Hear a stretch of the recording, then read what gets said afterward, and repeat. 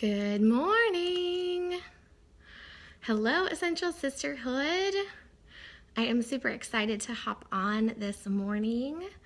I will let y'all jump in and give you a second to hop on with me. I am ready to rock the rest of this week. I just finished my workout this morning.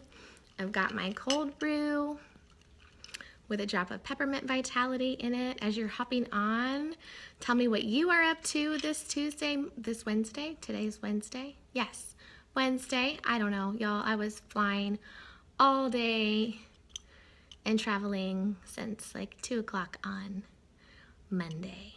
So today is Wednesday, and I feel like today is my Monday, and I'm ready to rock the rest of this week. What are you guys up to on this Wednesday morning? Are you home? Are you working? Are you hiding from children while you watch? Are you sneakily trying to watch while you're at work? Well, as you guys are hopping on, I will just jump on. I will just start by saying I have been using oils for 6 years now. 6 years. That's crazy. My son is 6.5. And when he was a few months old is when we dove in to using essential oils. So it has definitely been a journey. If you guys are just now getting your starter kits, they've just come in the mail, it may feel like you're starting this whole process, and that is definitely what it's been like for me. So I see a couple people getting on, and I'll get started so we can keep our video as short as we can for those of y'all that are watching the replay. All right, so if you guys don't know who I am, you've never seen me before, I am Claire Dodge, and Nicole and I began this group, Essential Sisterhood, a couple of years ago after she and I both started sharing essential oils and helping people get their own starter kits. But I have actually had an account with Young Living for double that amount of time. I was able to go to a class when my son was really, really little. His birthday's in September, so he's about 6.5. And we went to a class on winter wellness using essential oils to support the immune system and just overall clearing out, purifying, and keeping your house as healthy as it can be in those winter months.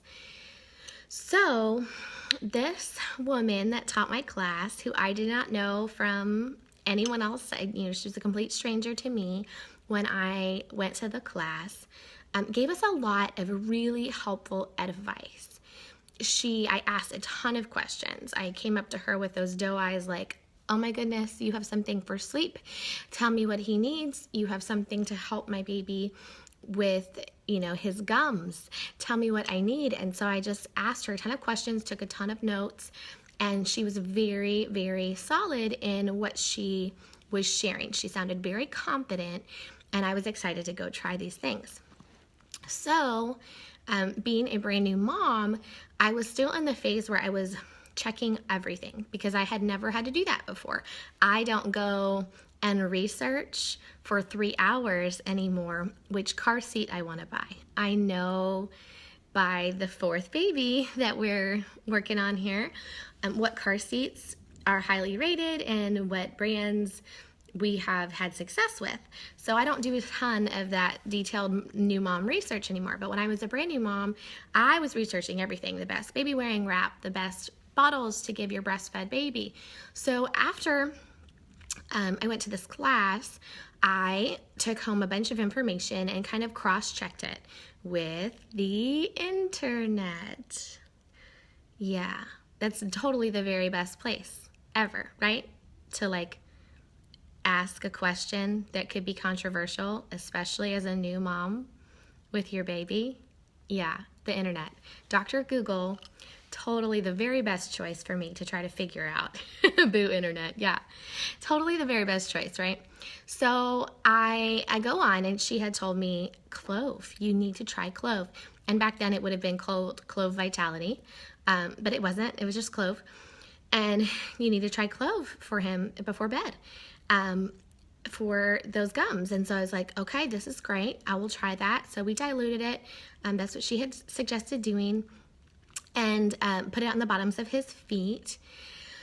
And did that a couple times before I read on the almighty internet that this was way too strong, and who knows what could possibly happen. We could go to the hospital for putting this oil on the bottom of my little one's feet. Well, nothing had happened. He had slept better, but I was going to stop doing that because the almighty internet told me that, we might have a bomb go off in our house, basically, from this one-time diluted use of oil on the bottom of my son's feet. And I was also in this moms group online on Facebook that seemed to fit a lot of my new mom needs and preferences. So I have a ton of really amazing friends from church, and some of them are here in this group. Lou, Julia, Mary, a lot of y'all are here in this group. And they can attest to 6 years ago, I was a new mom doing every single thing different than them. And that was okay. But when we're having a conversation at a play date, how do you get your babies to go to sleep at night? Or what do you do when they wake up 6 times at night? I was just not interested at all in what my friends were doing. And that included, what do you use for teething? What do you use when your little one needs immune system support? I was not interested at all in using the things that my closest friends were using. I was the only one that I knew in person that was looking for alternative solutions. And my friends are super, they're amazing. I'm so thankful for this group of women that I'm down here with in Texas. But when it came to parenting choices, we were on the alternative side of things, even though I never thought I would be. And all of my friends were on the very conventional side. And so I didn't really have a lot of people in person to ask questions from. And again, the girl that I took this oils class from, I didn't know who the heck she was. I was not going to try to go make a friend out in Fort Worth. I was overwhelmed with my own new momness. So this moms group was a group that seemed like a really good fit for those things. A lot of these moms were like-minded as far as when they were going to wean, or what type of carrier they were going to use. They weren't looking at me like I was nuts for carrying my baby around in a wrap instead of a stroller. They were super supportive of so many things. We were on the same page. I could say, hey, I really need a friendly pediatrician that's going to be more natural minded. Can I get recommendations? And so this was a group that was supportive in a lot of ways. And essential oils became a huge hot button topic in this group. So much so, with so much nastiness as moms groups can get to with controversy, that I actually don't participate in this moms group at all anymore. It is just not it is not beneficial to my life. But at the time, it was super helpful until I started to ask questions about essential oils and see what other moms were doing, because some of these moms have 5-6 children and have been using herbs and homeopathy and all these different things. And so essential oils became the new hot controversy. Everything is controversial in moms groups because somebody has to be the best mom, somebody has to win. But it became, I know best, and black and white.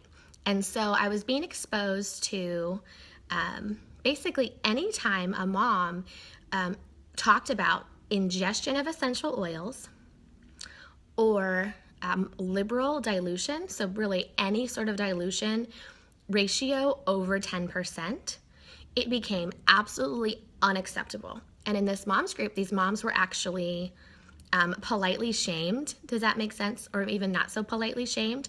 Like, oh, honey, you just don't know that you could have killed your baby by diffusing that oil in a different bedroom. That oil shouldn't be diffused around a child until they're 10 years old. Look, y'all, where did they get this information? Almighty internet. These moms are not physicians. These moms are not aromatherapists. These moms are not doctors. They are moms, exactly like me. But here I am with a less than 1-year-old, and who likes to be publicly shamed by saying, oh, well, I tried peppermint vitality in my water and I didn't die. So yeah, no, I wasn't going to do it. So I clicked on their links and I read their mom blogs that they said, you know, this is the research, this girl is the one who knows. And I kind of went from there. So this is like a year before Nicole was really using essential oils, and I was just using them on my own in extreme dilution, 2% dilution ratio for my children. So if you're talking about a 10 milliliter roll-on, I would put 4 drops in that 10 milliliter roll-on and fill the rest with carrier oil, and that is the dilution ratio that I would use for my children. And it was fine. It worked. It was fine. There's nothing wrong with that dilution ratio. And then as my son was older, we would do 4 or 5% dilution. And for my husband and I, we would do 10% dilution. Upwards, we got comfortable with up to 25% dilution for my husband and I. And that was fine. And Ingestion, because, you know, of course, these mom blogs that have zero research backing them, or research that's really shady if you actually read it. You know, these mom blogs said that I was going to die if I put, you know, lemon essential oil in my water. You know, I didn't want to die. So we were black and white. We weren't going to ingest oils at all. We were going to stick with our dilution. So then Nicole, who had learned a lot about essential oils and was asking a lot of questions from her other mom friends in a different little area, had learned to be a little more liberal with dilution and had learned that, you know, ingestion in appropriate areas and to your preference was totally fine. Was kind of doing oils differently than me once she finally got her kit. And I was like, oh, well, that's your choice. That's fine. You go ahead and put that oil directly on that kid's feet. That's cool. I'm going to stick with what we're doing. And it was really through seeing her and our cross-line friend, Cindy Haggerton, who I highly respect. She is a chiropractor. She's a midwife, and she's married to a chiropractor. So this is like a family full of actual doctors that are using essential oils and have been using essential oils in their chiropractic practice with their vast number of patients for 10 plus years. Just started showing me different ways to use essential oils. So I started just slowly. I did a little bit of research, but that's really not what changed the way we have used essential oils. I did go back and challenge some of these blogs. I did go back and click on their research citations.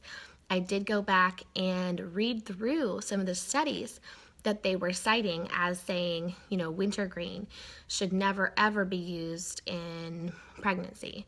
Well, used topically, there is zero research that there's anything problematic with that. Panaway is an amazing asset for expecting women who have muscle aches and soreness that they want to work through. So what I began to do for myself, not for my children or my husband yet, but what I began to do for myself was try things out. So a lot of times, sorry, you're going to get like this sunburst. Let me see if I can fix that. So a lot of times we want a very black and white rule book for how to use essential oils. We want somebody to give us the step-by-step, the exact dilution ratio, the exact list of oils that are going to be, you know, insanely perfectly mild, and that doesn't exist because Dr. Google exists, and this mom shaming thing that happens exists. And also because I learned as I started to try out some citrus oils in my water, go back to the peppermint in my water, begin to use essential oils in my cooking, begin to put oils directly on the bottoms of my feet, directly on the inside of my wrist, directly on the back of my neck, I began to learn that there is actually a range of what is taught, and that is simply because essential oils usage goes back to scripture, to over 2,000 years ago. So anything that's been used for 2,000 years is going to have a giant range of how it has been used, right? Something that has only been invented for 10 years and has always had a manual to go with it is going to have one specific usage track.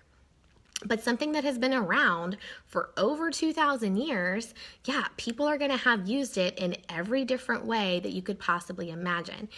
And so schools of thought have been established around the use of essential oils and aromatherapy. And this is what I began to learn, mostly because my friend Cindy saw me posting and trying to defend my, more liberal usage of essential oils. And I would go back to her and say, oh my gosh, what is wrong? Why are these women so afraid to use this oil on their family or put this oil in the diffuser? I'm reading statistically this has a 1 in 10,000 chance of causing respiratory distress, which is a less risk than the Windex that they have in their sink. Like, why are these women, attacking me? And then she saw a couple of those and she said, you've got to stop challenging. You've got to stop asking questions in that group. They're not going to get it because they are following the British model.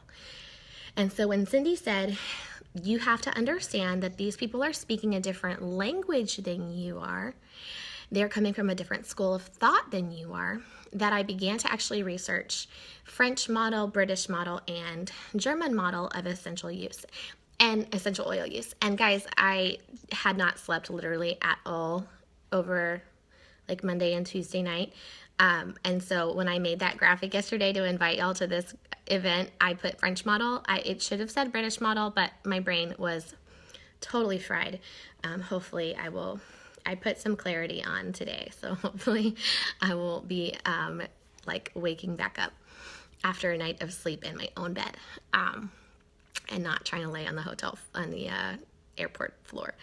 Anyway, so the British model that all the doulas, most of the midwives, some of the chiropractors, and all of these attack dog moms were following, the British model has its own school of thought as far as how oils, quote unquote, should be used.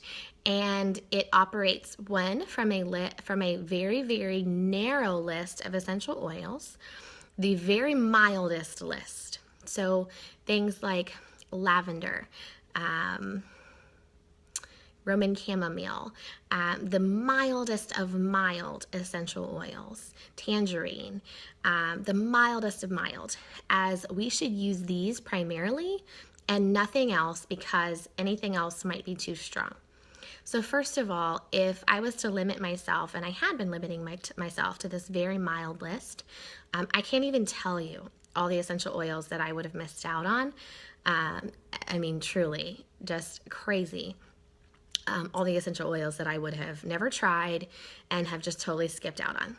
B, they also operate from the extreme dilution perspective. So 1% or 2% for young children. If oils at all, they recommend you use only the floral water sometimes on children. They call it a hydrosol, but literally it's the floral water that is left behind when you actually distill essential oils. So you're getting just some of the therapeutic effects, but you're not getting nearly the potency of the actual essential oil. You're not getting nearly the chemical constituent balance that Young Living works so hard to make sure our oils possess for therapeutic purposes. And then C, they also operate from this black and white no ingestion rule. And that is kind of the perspective that most people in Dallas still operate with if they are not in a community like ours where they are exposed to years and years of people using oils in different ways, the way that I'm exposed to the Haggertons using oils for years and years in different ways. So then I was researching German and French, and I found with the French model, Cindy had told me, Young Living really kind of operates with the French model because Gary Young has done 30 years of research into different uses, into different applications, into the very best therapeutic properties in distillation methods, and this is what he found was the very best of the best. And if y'all know anything about our founder, it is that he is a visionary to the point of crazy. His passion level is something else entirely. Like, you will meet a handful of people in your lifetime with the vision and the passion of this man.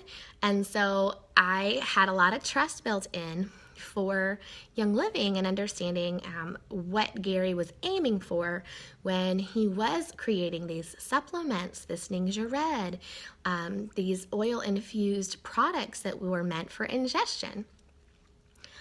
So if you can imagine, never having opened myself up to trying some of these things, we were not doing Ningxia Red because it had oils in it, and those were going to be consumed.